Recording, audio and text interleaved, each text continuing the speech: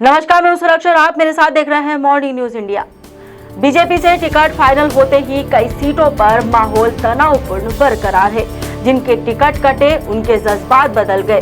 Ticket न मिलने से गुस्साए दावेदारों ने अब मोर्चा खोल दिया है।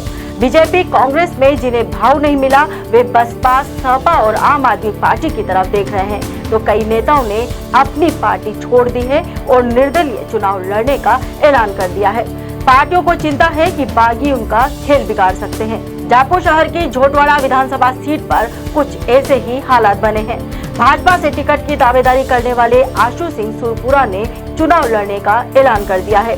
उसके बाद अब कर्नल राज्यवर्धन सिंह राठौड़ की मुश्किलें बढ़ सकती है। सुरपुरा लगातार भाजपा में सक्रिय हैं। ऐसे में उन्होंने बीजेपी से टिकट की दावेदारी पेश की थी। उन्हें विश्वास था कि बीजेपी उन्हें टिकट जरूर देगी, लेकिन ऐसा नहीं हुआ। पार्टी ने जयपुर ग्रामीण से सांसद कर्नल राज्यवर्धन सिंह राठौड़ को टिकट दिया। राठौड़ को टिकट देते ही सुरपुरा के अरमानों पर पानी फिर गया। वे इसे सहन नहीं कर पाए और पूरे 10 साल की लगातार मेहनत के बाद अब सुरपुरा ने बड़ी मजबूती के साथ चुनाव मैदान में उतरने का ऐलान कर दिया।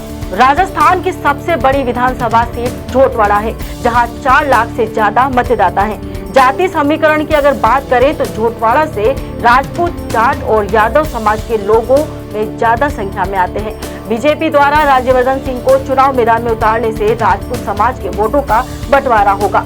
हजारों की संख्या में सुरपुरा के समर्थक राज्यवर्धन सिंह को टिकट दिए जाने के खिलाफ है। ऐसे कांग्रेस अगर गैर राजपूत को टिकट देती है तो राज्यवर्धन सिंह को बड़ा नुकसान होना तय है।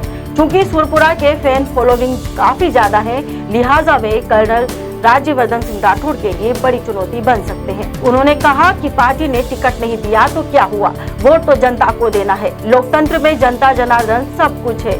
जनता से बड़ी कोई पार्टी नहीं होती।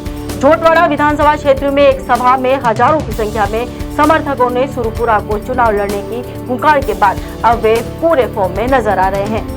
वे इस सीट से मजबूत दावेदार बताए जा रहे हैं। आशु सिंह सुरपुरा ने वर्ष 2013 में निर्दलीय प्रत्याशी के रूप में चुनाव लड़ा था। उन दिनों उन्हें 18,000 से ज्यादा वोट मिले। पहली बार में ही एक नौजवान युवा को इतना समर्थन मिलने के बाद सुरपुरा ने समाज सेवा में निरंतर जुटे रहना शुरू कर दिया। वर्ष 2018 में उन्होंने चुनाव नहीं लड़ा और जनता के बीच हमेशा सक्रिय रहे।